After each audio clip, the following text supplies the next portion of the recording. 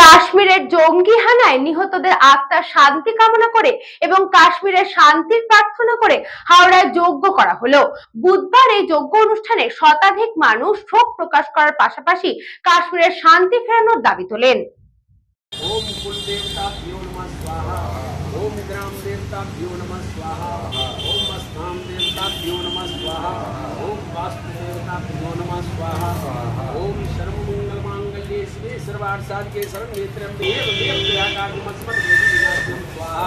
वीर हनुमते नमः। बोलिए वीर बजरंगबली नमः। पार्वती पतये हर जम्मू काश्मीर पहलगामे लोक गेছেন ছুটি কাটাতে, কেউ নেভির অফিসার, কেউ ব্যবসায়ী, কেউ কিছু আমাদের পশ্চিমবঙ্গের একটা পরিবার ছিল। ওইখানে যাওয়ার পর মনে হচ্ছে যে মানে গুলি ফায়ারিংয়ের প্র্যাকটিস চলছে মানুষদের ওপরে। 26 জন ওই স্পট ডেড, 13 জন হসপিটাল। আমরা আজকে গঙ্গাঘাটের পঞ্চমুখী বজরংবলী মন্দিরে এসে একটা যজ্ঞ করলাম যাতে বিশ্বতে শান্তি থাকুক।